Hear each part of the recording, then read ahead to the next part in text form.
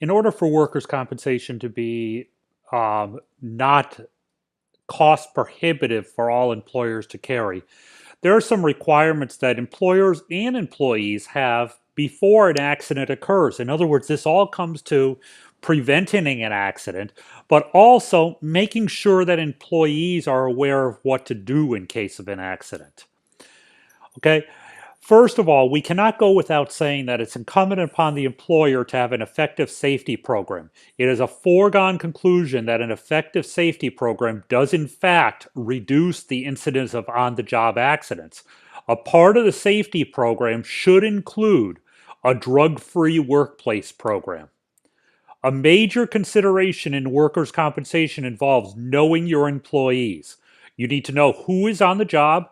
You need to be aware of any physical or mental limitations they may have. If you expect your employees to drive motor vehicles, ensure that they are properly licensed and familiar with the machinery they're operating.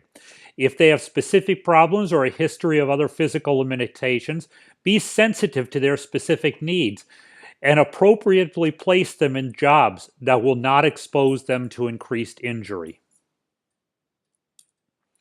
Knowledge of your employees' prior medical problems can be gained through the use of pre-employment physical or medical screening.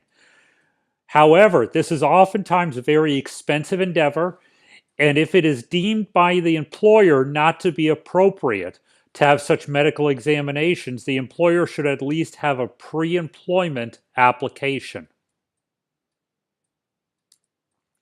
The application should state in detail whether the claimant has any physical problems or any conditions that would not allow him to work in the job for which he is being hired. This is particularly important in the construction industry, where oftentimes the job requirements consist of heavy manual labor. Under the terms of the Federal American with Disabilities Act, inquiries concerning prior medical problems can only be made after an offer of employment is made. However, you can ask, again, on the job application, whether or not the claimant has any physical problems or conditions that would not allow him or her to work in the job for which he is being hired. If the employer has a good pre-employment application with appropriate questions concerning the employee's prior medical difficulties, this document can have substantial impact on the amount of workers' compensation benefits an employer has to pay should an accident occur. If a prospective employee lies on his pre-employment application about prior medical problems and is subsequently injured, benefits can be denied to them because of such untruthful statements. The importance of using pre-employment applications cannot be underestimated, and at the very minimum, should be a condition to the employee's employment with your company.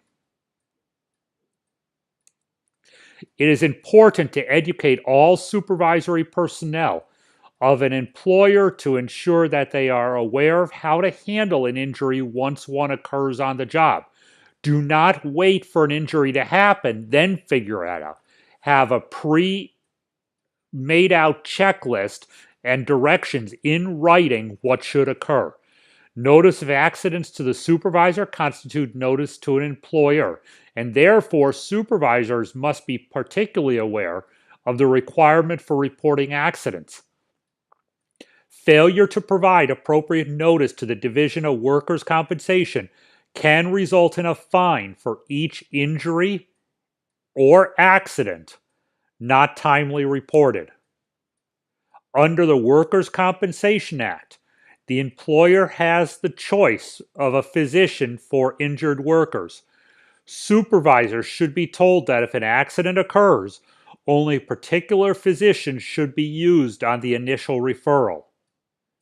If the initial physician refers an injured worker to another doctor, authorization must first be obtained from the employer.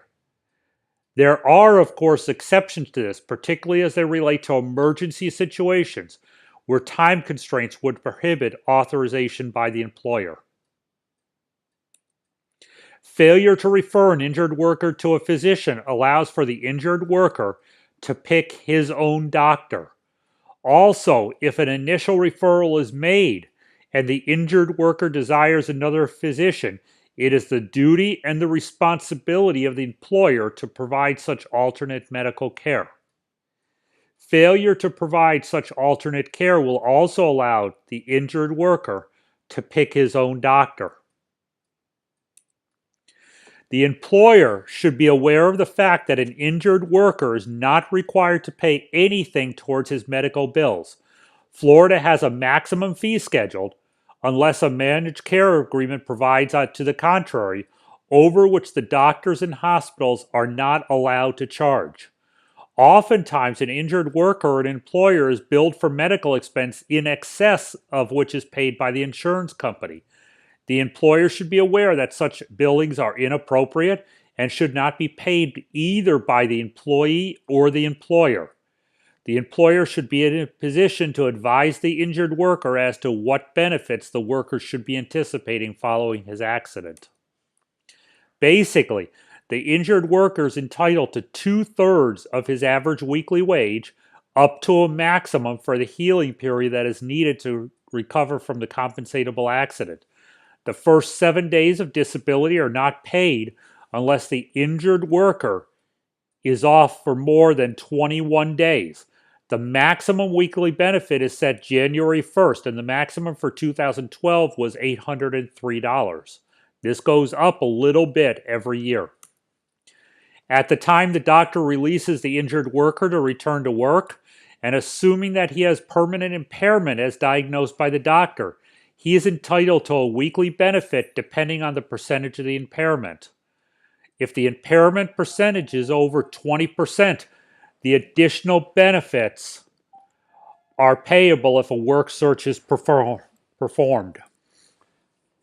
At the time the doctor releases the injured worker to return work, and assuming he has a permanent impairment as diagnosed by the doctor, he's entitled to weekly benefits depending on the percentage of the impairment. If the impairment percentage is over 20%, additional benefits are payable if a work search is performed. Medical mileage is paid for trips to and from the doctor, and if the claimant needs to be retrained or educated into a different line of work, this is also paid for by either the state of Florida or the employer/insurance company.